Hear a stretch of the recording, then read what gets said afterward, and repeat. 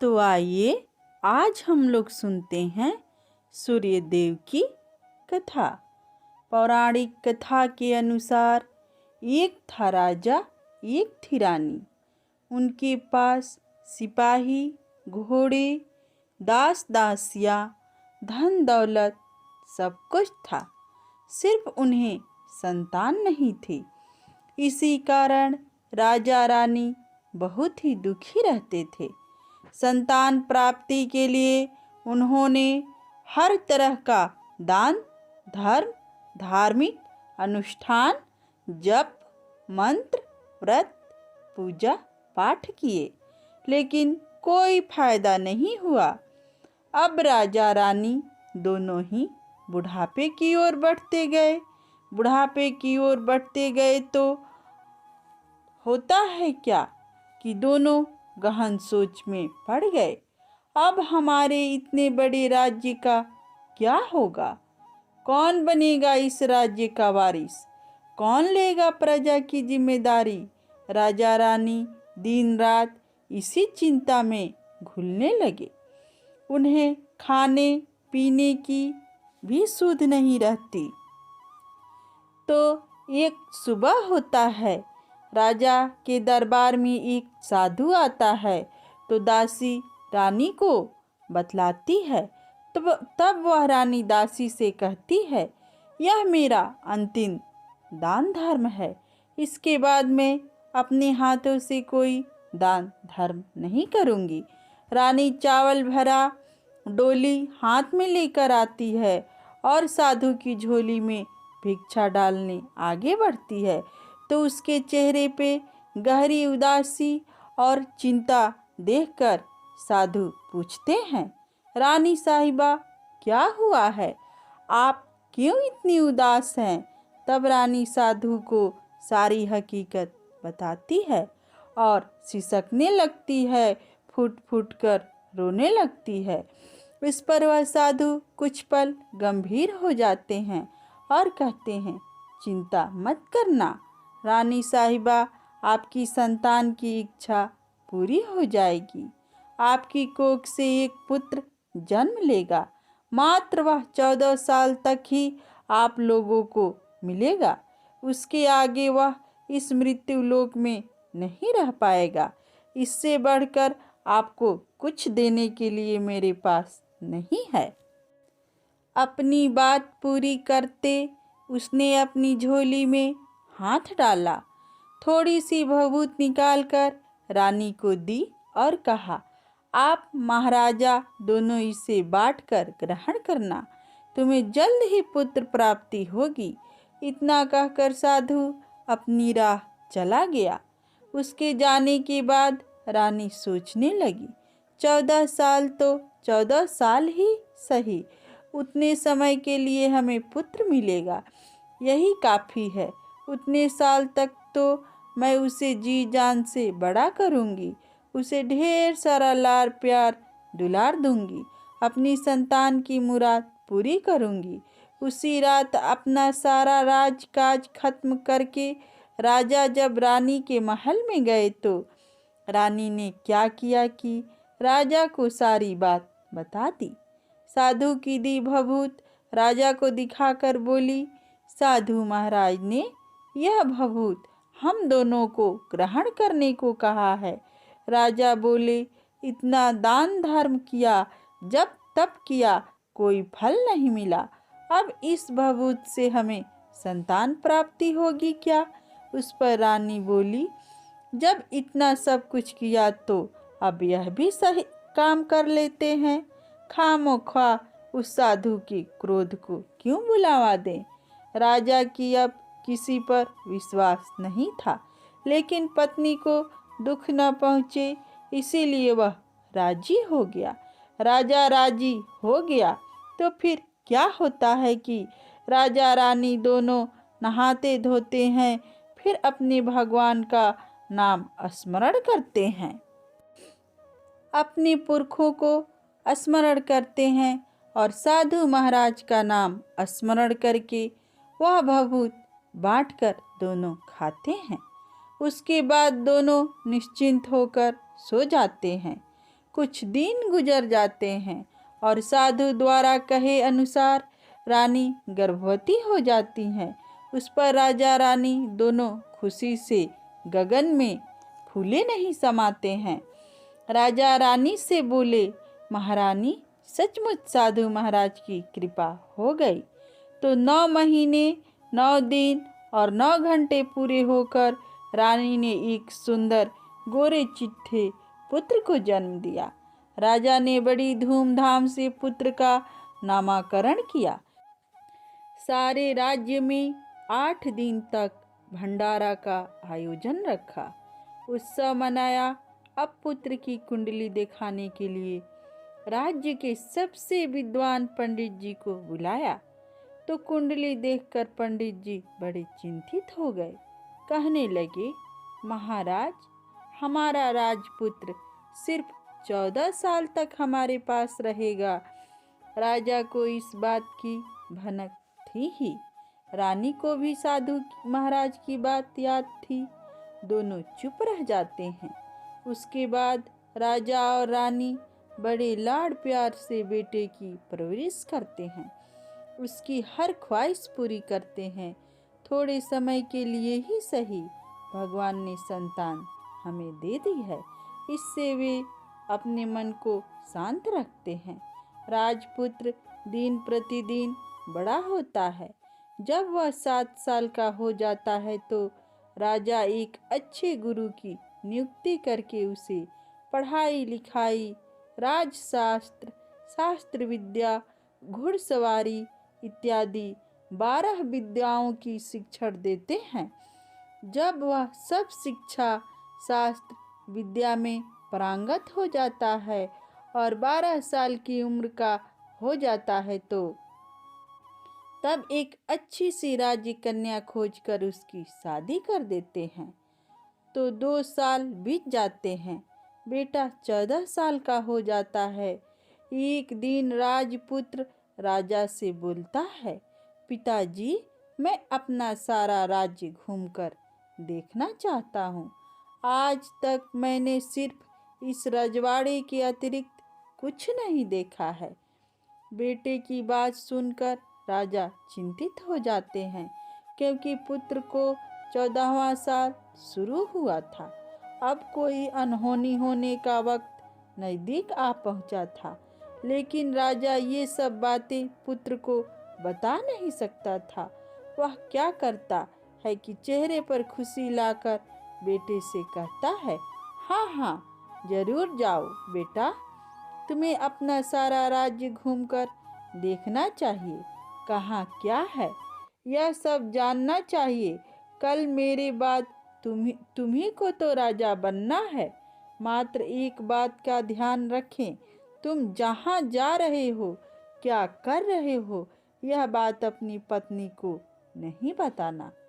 पुत्र कहता है, ठीक है पिताजी, आपने जो कहा है मैं वैसा ही करूँगा। तो होता क्या है कि राजपुत्र दिन भर अपनी पत्नी के साथ मौज मस्ती करता है, खुशियाँ मनाता है और रात को ठीक 12 बजे बिस्तर से उठकर बाहर चला जाता है। फिर पौ फटने से पहले वापस अपने महल में आकर सो जाता है। ऐसे बहुत दिनों तक चलता रहा। अब पुत्र का 14वां साल खत्म होने में कुछ ही दिन बाकी रहते हैं। इतने में क्या होता है कि उसकी पत्नी यानी छोटी रानी रात में जग जाती है। वह देखती है कि बिस्तर पर राजपुत्र नहीं है। वह महल में सब जगह देखती है तो राजपुत्र कहीं भी नजर नहीं आता। तो वह क्या करेगी, किससे कहेगी? वह चुपचाप रहती है। फिर भोर होने पर वह देखती है कि उसका पति अपनी जगह सोया हुआ है। वह पति से कुछ नहीं पूछती है, लेकिन दूसरी रात भी वैसे ही होता है। तीसरी रात, चौथी रात, ऐसे बहुत दिनों तक चलता है। रानी बहुत ही चिंतित हो जाती है। पति रात को जाता कहाँ है, किससे मिलने जाता है? उसके मन में ढेर सारे सवाल उठते हैं, लेकिन उसे पूछने में उससे डर लगता है।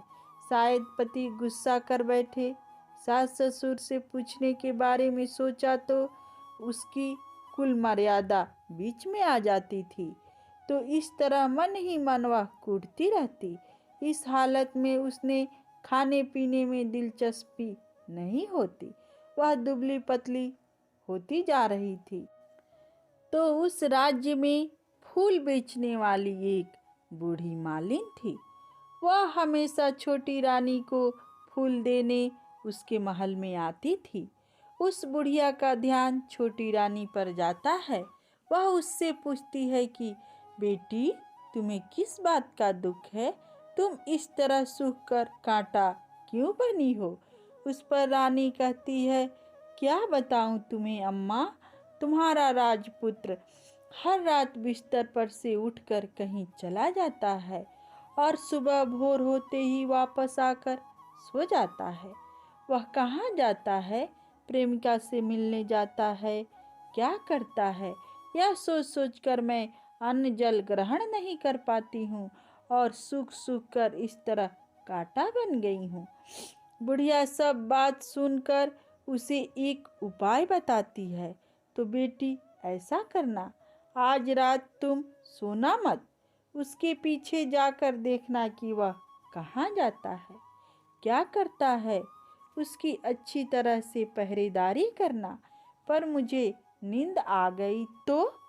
तुम्हें नींद न आए इसलिए एक काम करना, अपने बाएं हाथ की उंगली में एक जख्म करना, उस पर थोड़ी सी मिर्चा छिड़कना। उससे तुम्हें बड़ी जलन होगी और उस पीड़ा से तुम्हें रात भर नींद नहीं आएगी। रानी बुढ़िया के कहे अनुसार करती है। उंगली की जलन से उसे बड़ी देर तक नींद नहीं आती है, लेकिन बाद में वह सो जाती है। दूसरे दिन सुबह बुढ़िया फूल लेकर उसके महल में पहुंचती है और पूछती है, क्या हुआ बेटी, देख पाई क्या पति कहाँ जाता है? रानी कहती है, नहीं अम्मा, पहले कुछ समय जलन के कारण मुझे नींद नहीं आई, पर कुछ देर पश्चात मैं सो गई। बुढ़िया कहती है, कोई बात नहीं, आज तुम उंगली पर पहले से ही थोड़ा जख्म करना और ज़्यादा मिर्चा लगाना। तो रानी वैसे ही करती है, परंतु वह सिर्फ पति के बिस्तर से उठकर बाहर निकलते वक्त तक जग पाई। उसके पीछे नहीं जा सकी क्योंकि उसकी आंखें उस समय तक मुद गई थी, यानी कि वो सो गई थी। दूसरे दिन बुढ़िया आती है तो उससे पूछने से पहले ही रानी रोककर कहती है, अम्मा, मैं आज भी उनकी पहरेदारी ठीक तरह नहीं कर पाई। बुढ़िया कहती है, रानी रो नहीं बेटी, सब कुछ ठीक हो जाएगा। तुम आज रात जख्म और बड़ा करना और उस पर ज़्यादा मिर्चा छिड़कना और एक काम करना बेटी, जब जाने के लिए निकलता है तो उसके रास्ता रोकना। बुढ़िया ने जैसे बताया रानी वैसे ही करती है। आज रात उसे नींद नहीं आती।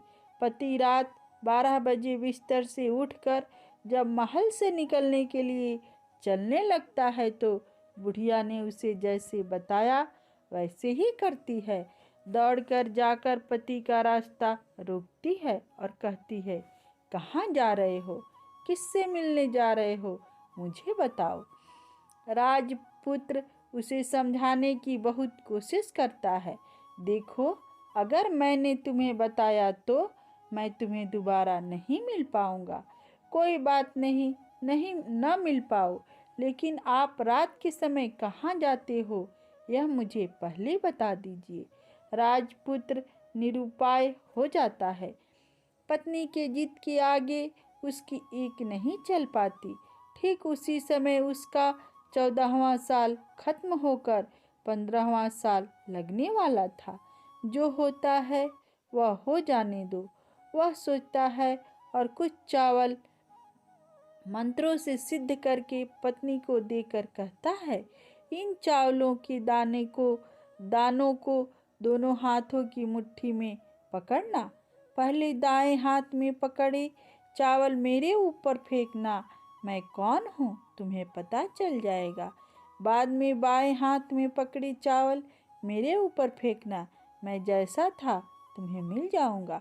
लेकिन यदि तुम बाएं हाथ के चावल मेरे ऊपर फेंकना भूल गई तो मैं तुम्हें कभी नहीं मिल पाऊंगा, नहीं भूलूंगी।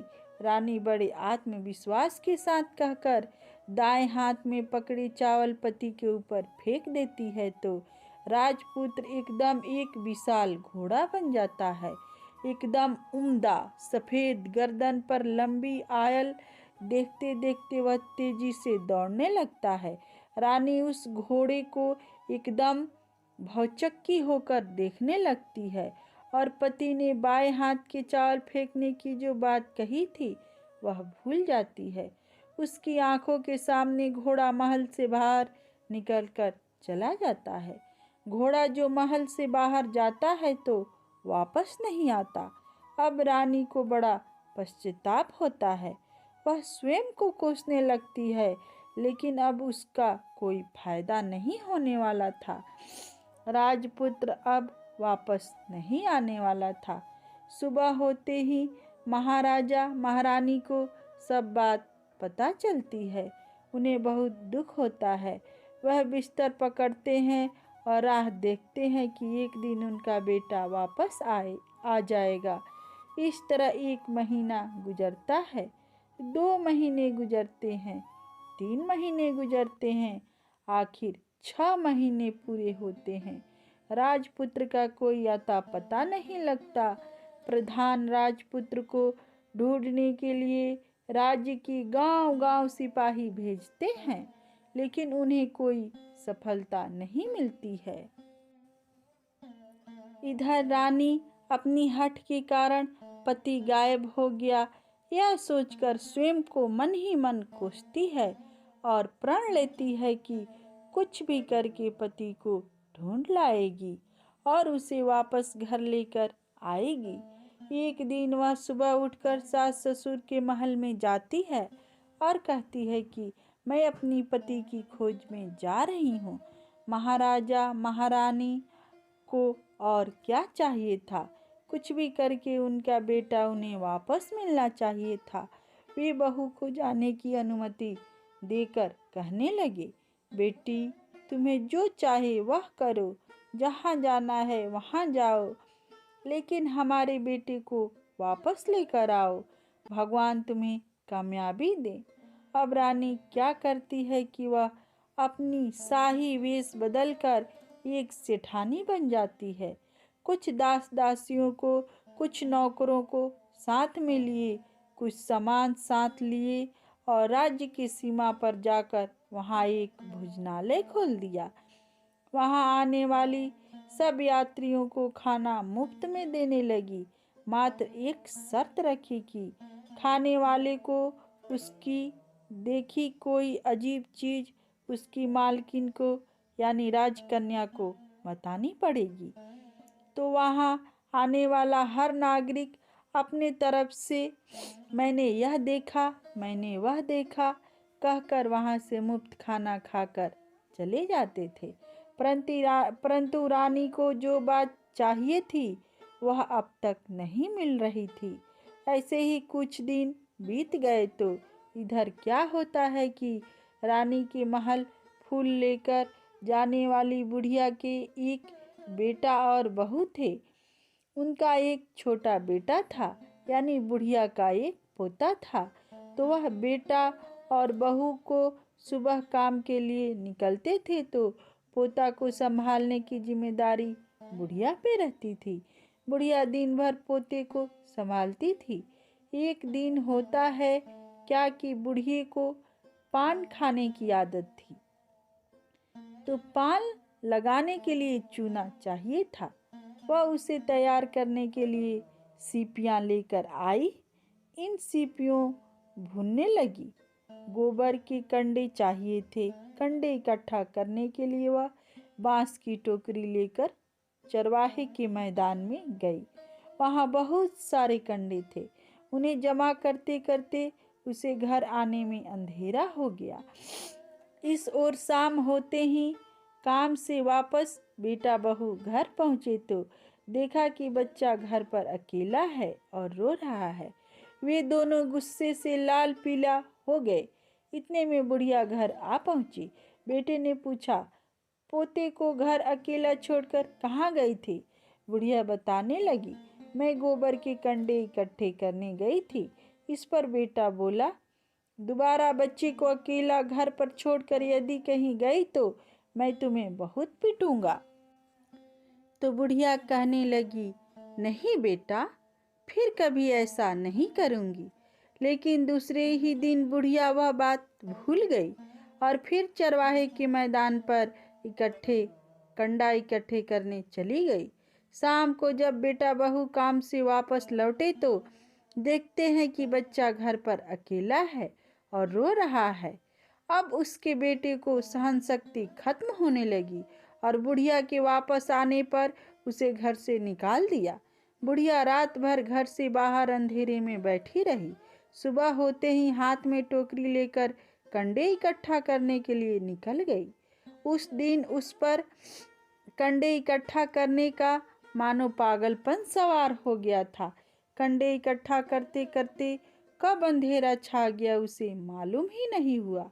उसे जब ध्यान आया तो गांव का रास्ता भी ठीक तरह से दिखाई नहीं दे रहा था।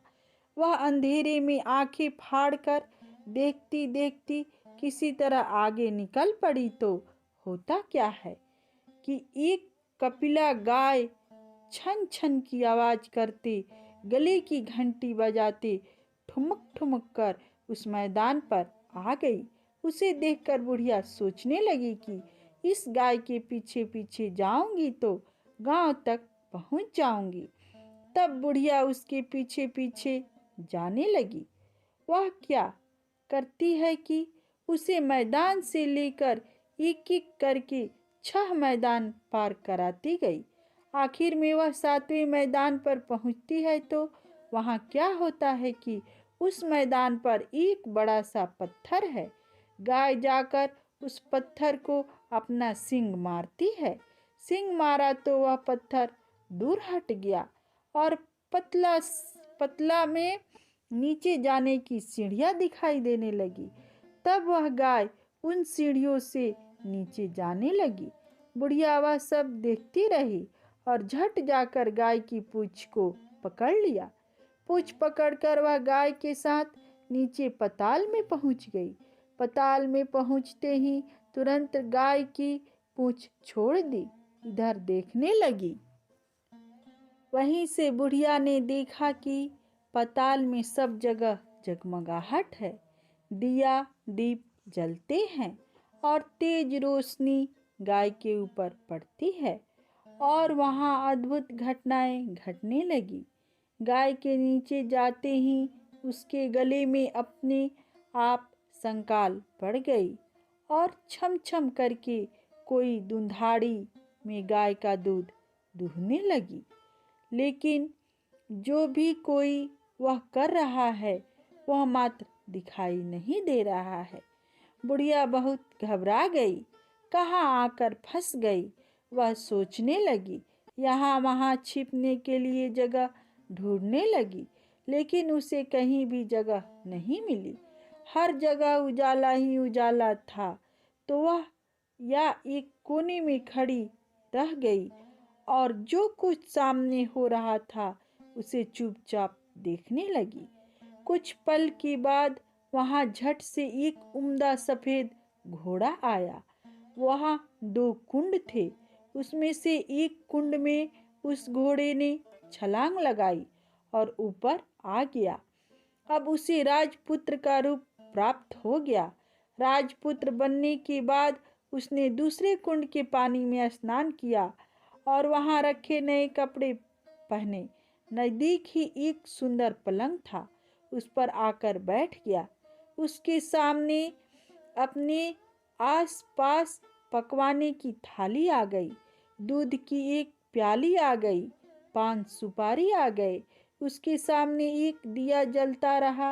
राजा पुत्र को खाना आया, दूध पिया, पान सुपारी खाया और बिस्तर पर लेट जाने से पहले सूर्यदेव का स्मरण करके सामने जलते दिए से पूछा, दिए दिए दीपंकर, मेरे माता पिता क्या कर रहे हैं?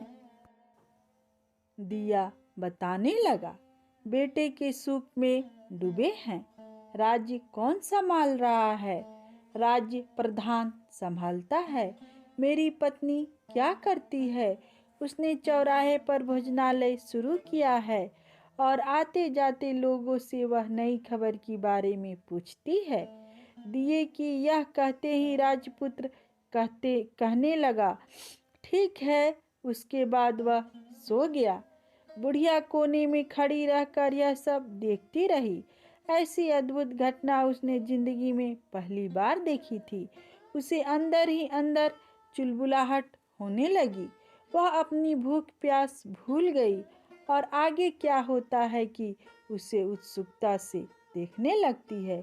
लेकिन उसके बाद और कुछ घटनाएं नहीं घटती। रात गुजर गई और सुबह हो गई। सुबह होने पर पलंग पर सोया राजपुत्र उठा और फिर से वह पहले वाले कुंड में छलांग लगाई तो अब वह फिर से घोड़ा बनकर कुंड से बाहर आ गया। बाहर आते ही वह तेजी से उस पताल नगरी से बाहर निकल गया। लेकिन वह कहाँ गया, बुढ़िया को कुछ पता नहीं चला। उसके बाद पिछली रात की तरह कोई उस गाय का छम छम करते दूध दोहने लगा। जैसे ही दूध दूहना खत्म हुआ कि उसके गले में संकाल अपने आप खुल गई और वह गाय तेजी से ऊपर जाने वाली सीढ़ियों की ओर भागने लगी। गाय को दौड़ते देखकर बुढ़िया सोचने लगी, अब गाय के साथ यहाँ से ऊपर जाने में ही समझदारी है, नहीं तो कोई मुसीबत आकर मेरे ऊपर टपक जाएगी। झट से उसने गाय की पूंछ पकड़ ली और गाय के साथ ऊपर आ गई। गाय जब ऊपर मैदान में पहुंची तो उस सुरंग का रास्ता अपने आप बंद हो गया और उसके मुंह पर एक बड़ा सा पत्थर पूर्वत खड़ा हो गया। ऊपर आकर वह गाय जंगल की ओर निकल गई तो इधर बुढ़िया एकदम बावली सी हो गई। उसे पताल नगरी में जो कुछ देखा वह जल्द से जल्द किसी को बताने के लिए उतावली हो उठी। उसे एकदम याद आया कि नगर के सीमा पर कोई औरत भोजनालय चलाती है और नई बात बताने वाले को अच्छा खाना पीना मुफ्त में देती है। वह सोचने लगी कि क्यों ना मैं यह बात उस औरत को जाकर बताऊं। यदि उसे यह बात पसंद आ गई तो बाकी जीवन खाने पीने की झंझट से मुक्ति मिलेगी। बुढ़िया ने मन में तय किया और तुरंत भोजनालय के द्वार पर टंगे नगाड़े के सामने खड़ी हो गई और जोर जोर से नगाड़ा बजाना शुरू कर दिया। नगाड़े को इस तरह शोर सुनकर मालकिन यानी छोटी रानी मन में प्रसन्नता हो आती है, शायद कोई बड़ी बात लेकर आया है। रानी सिपाहियों को आदेश देती है, जाइए और जो कोई आया है उसे अच्छी खातिरदारी कीजिए। आदेश पाते ही सिपाही नीचे दौड़ गए तो बुढ़िया नगाड़ा बजा रही है। उन्होंने पूछा, क्यों रे बुढ़िया, क्या हुआ, क्यों नगाड़ा बजा रही हो? बुढ़िया बोली, कुछ नहीं बेटा, यहाँ खाना मिलता है ना, इसीलिए आई हूँ। खाना चाहिए, मिलेगा, लेकिन तुझे कोई बात बतानी पड़ेगी। हाँ बताऊंगी, एक बात मालूम है मुझे।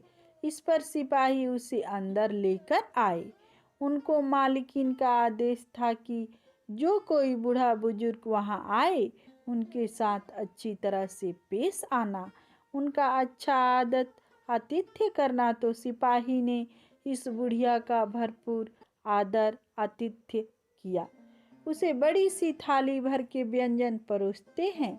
बुढ़िया कुछ दिनों से भूखी थी, वह खाने पर टूट पड़ी।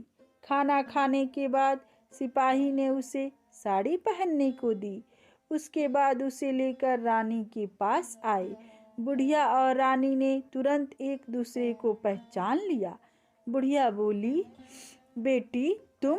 और रानी बोली, अम्मा तुम? बड़ी देर तक दोनों भांति भांति की बातें करती रही। आखिर कुंवारिन बुढ़िया से कहने लगी, अम्मा अब बताओ तुमने क्या नई बात देखी है? नई बात? मैंने कोई नई बात देखी नहीं है। वह तो मेरे पास तुम्हारे देने के लिए खाने के पैसे नहीं थे, इसलिए मैंने झूठ कहा और नगाड़ा बजाया।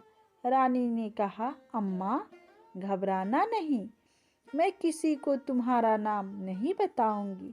फिर भी बुढ़िया मैंने क्या देखा है, कब देखा है करके आनाकानी करने लगी। इस पर कुंवारनी ने उससे कहा, देखो अम्मा, यदि तुमने मुझे वह नई बात बताई तो जिंदगी भर मैं तुम्हें देखभाल करूंगी, तुम्हें रानी माता की तरह रखूंगी। अब बुढ़िया बताने को तैयार हो गई। उसने जो कुछ उस चारागाह हवाले में मैदान पर देखा था वह सब कुछ कुंवारिन को बता दिया। बुढ़िया की वे बातें सुनकर कुंवारिन को यकीन हो गया कि वह राजपुत्र उसी का पति है। वह तुरंत बुढ़िया से कहने लगी, अम्मा मुझे उस जगह पर ले चलो। नहीं बेटी, वह पाताल राज्य है, सांप है। यदि किसी ने तुम्हें देख लिया तो तुम्हारी जान खतरे में पड़ सकती है। लेकिन रानी उसकी एक भी नहीं सुनती, उसे उस जगह ले जाने के लिए हठ करने लगी।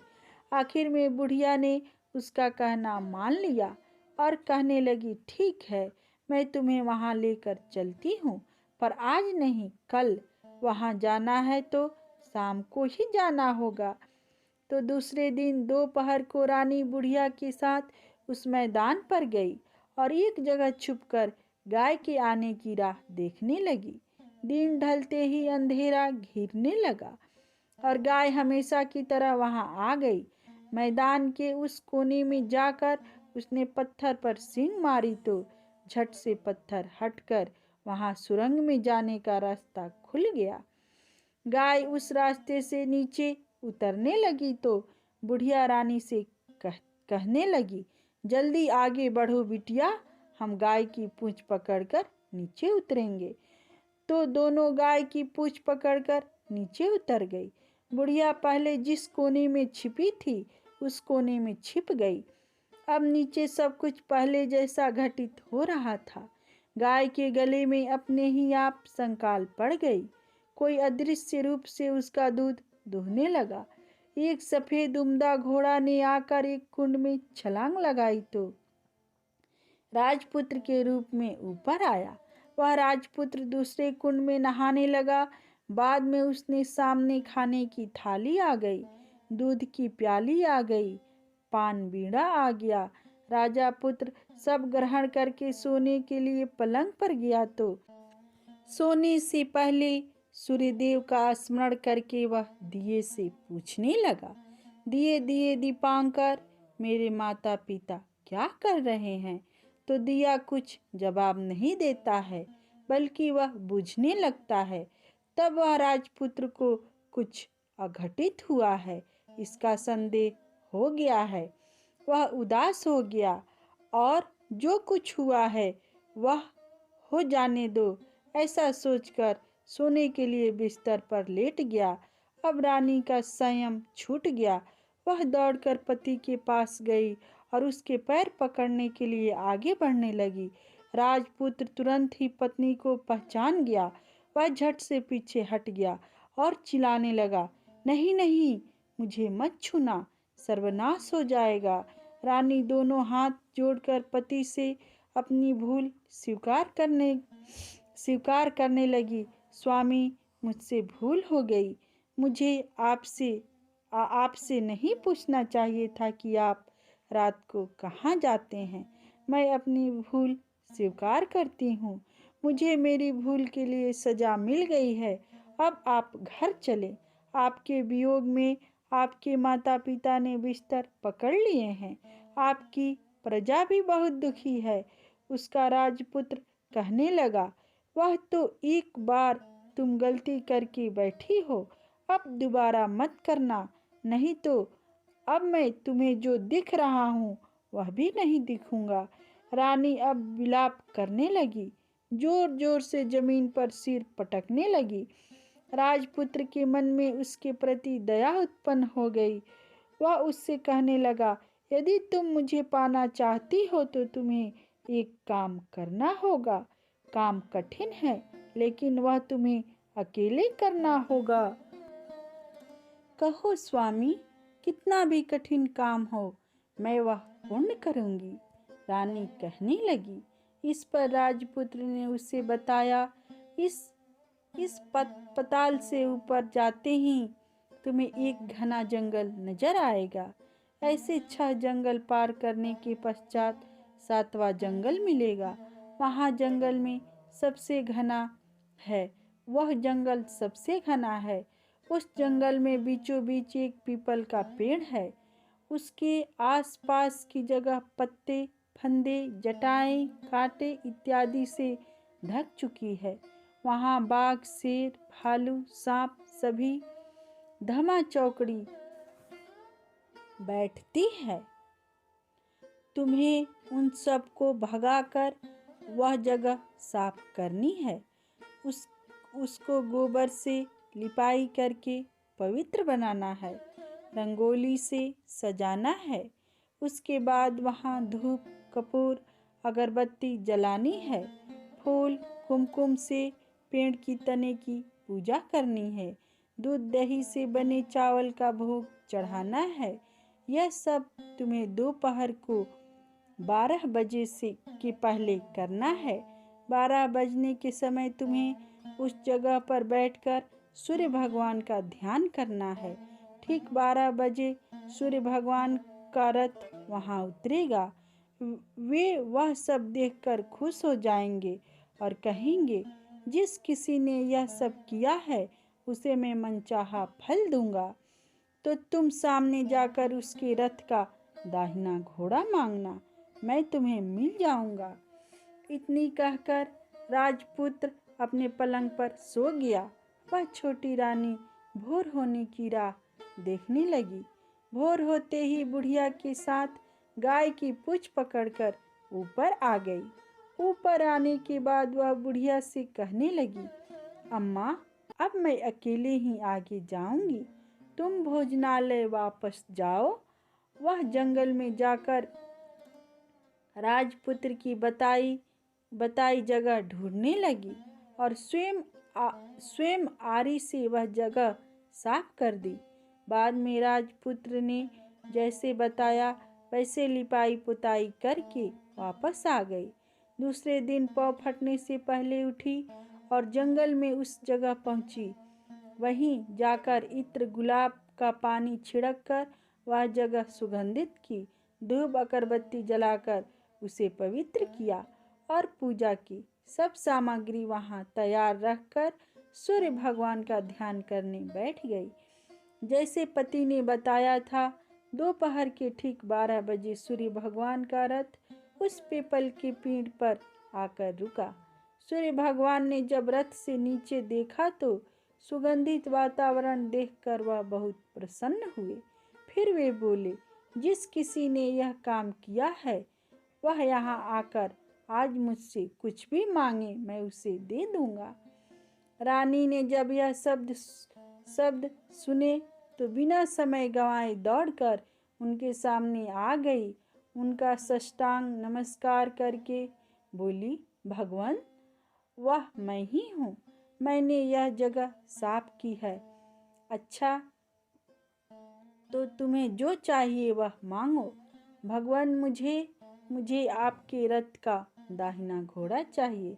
सूर्य भगवान बोले, नहीं नहीं, मैं तुम्हें और कुछ दे सकता हूँ, लेकिन यह घोड़ा नहीं दे सकता। मेरे रथ के 12 घोड़े हैं, तुम चाहो तो कोई और घोड़ा मांग लो, लेकिन यह दाहिना घोड़ा नहीं, वह मैं तुम्हें नहीं दे सकता। छोटी रानी ने एक नहीं सुनी। वह सूर्यदेव से एक ही बात कह रही थी। वह दाहिना घोड़ा दे दीजिए, नहीं तो मैं आपके पैरों में गिरकर अपनी जान दे दूंगी। अब सूर्यदेव धर्म संकट में पड़ गए। उन्हें वचन दे दिया था, अब अपने वचन से पलट भी तो नहीं सकते थे। ठीक है, दे दिया तुम्हें घोड़ा, सूर्यदेव ने कहा। फिर एक बात और भी कही, देखो मैंने तुम्हें घोड़ा तो दिया है, लेकिन वह तुम्हें यहाँ नहीं मिलेगा, तुम्हें उसे पाताल में जाकर लाना होगा। रानी बोली, पाताल में ही क्या भगवान, मैं उन्हें पाने के लिए कहीं भी जा सकती हूँ। रानी को वचन देकर सूर्यदेव अपने मार्ग चले गए और इधर रानी जंगल से अपने भोजनालय में आ गई। फिर वह बुढ़िया को लेकर उस मैदान पर आ गई। जल्दी शाम हो गई। शाम होते ही वह गाय आ गई। उसने सींग मारकर सुरंग का पत्थर हटाया तथा नीचे उतरने लगी। रानी और बुढ़िया जल्दी उसकी पूंछ पकड़कर नीचे उतर गई। नीचे पाताल में सब घटनाएं पहले की तरह घटने लगी। घोड़े का एक कुंड में नहाकर राजपुत्र बन जाना, नहा धोकर पलंग पर जाकर बैठना, तो उसे खाने की थाली, दूध की प्याली आना, पान का बीड़ा आना। लेकिन आज एक बात नहीं घटी। आज 2 थाली, 2 दूध की प्याली, 2 पान बीड़े उसके सामने आए। वह कुछ नहीं बोला। अपने हिस्से की थाली खाकर, दूध पीकर और पान का बीड़ा चबाकर वह सोने चला गया और हमेशा की तरह दिया से पूछने लगा, दिए दिए दीपांकर, मेरे माता पिता क्या करते हैं? दिए ने बताया, वे दोनों तुम्हारे शोक में मरने की स्थिति में पहुंच गए हैं। ऐसा झट से उसकी आंखों में आंसू टपकने लगे। फिर वह पूछने लगा, दिए दिए दीपांकर, मेरा राज्य कौन चला रहा है? तुम्हारा राज्य प्रधान चला रहा है। वह सब कुछ हड़प चुका है। वह प्रजा पर अत्याचार कर रहा है। सुनकर राजपुत्र को बहुत गुस्सा आया। वह गुस्से से अपनी मुट्ठी भींचने लगा। अब पूछने लगा, दिए दिए दीपांकर, मेरी पत्नी क्या कर रही है? अब दिए कुछ नहीं बोला, चुप रहा। अब रानी का संयम जवाब दे गया। वह दौड़कर पति के गले लग गई। अब मैं तुम्हें मिल गया, राजपुत्र कहने लगा। सच कहते हो, अब आप फिर से घोड़ा तो नहीं बनोगे ना? नहीं, दोबारा घोड़ा नहीं बनूंगा। तुमने जो इतने सारे कष्ट उठाए हैं मुझे पाने के लिए, इसीलिए सूर्यदेव ने मुझे सदा के लिए घोड़े के जन्म से मुक्त कर दिया है। राजपुत्र ने बड़े प्यार से कहा और उसे गले लगा लिया। उसके आंसू पोंछकर कुछ देर पश्चात भोर हो गई तो गाय की श्रृंखला टूटकर वह ऊपर भूलोक जाने लगी। रानी, राजपुत्र और बुढ़िया उसके पूंछ पकड़कर ऊपर आ गए। ऊपर आने पर वे सीधे भोजनालय पहुँचे। वहाँ का सब सामान लोगों में बांट दिया। उसको ताला लगाकर अपने राज्य में लौट गए। राजपुत्र वापस आता और उसके तेवर देखकर प्रधान घबरा गया। राजपुत्र ने उसे बंदी बनाकर कैद खाने में डाल दिया और अपने राज्य के बागडोर अपने हाथ में ले ली। उसके बाद वह अपने माता पिता को मिलने उनके महल में गया। तब राजपुत्र क्या देखता है कि उसके माता पिता उसके शोक में अस्थि पंजर बन गए हैं। पुत्र को वापस आया देखकर मरणसन्न राजा रानी की आंखें से टप टप आंसू बहने लगे। इन दोनों ने पुत्र को गले लगाया, उसे प्यार से सहलाया। इतने होने के बाद उनके सेहत में एकदम सुधार आने लगा। वे अब बिस्तर से उठकर बैठ गए हैं। पुत्र को आशीष देने लगे। राजपुत्र के आने की खबर तुरंत राज्य भर में फैल गई। प्रजा खुशी से फूले नहीं समाई। प्रजाजन राजमहल के सामने इकट्ठे हो गए। राजपुत्र ने भी उन्हें दर्शन दिए और आज से उन्हें कोई दुख नहीं पहुंचाएगा, ऐसा वचन भी दिया। अब राजा अपने पुत्र का राज्याभिषेक करके उसे सिंहासन पर बिठाता है और बहू को महारानी का दर्जा देता है और स्वयं अपनी पत्नी के साथ ईश्वर स्मरण करते खुशी से दिन बिताता है। महाराजा बना राजपुत्र अच्छी तरह से राज्य चलाने लगा और अपनी पत्नी के साथ सुख शांति से जीवन व्यतीत करने लगा। उस बुढ़िया को रानी ने अपने ही पास रख लिया, उसकी अच्छी तरह से देखभाल करने लगी और उसके बुढ़ापे के दिन खुशी से गुजरने लगे। तो सब कोई प्रेम से बोलिए सूर्य भगवान की जय।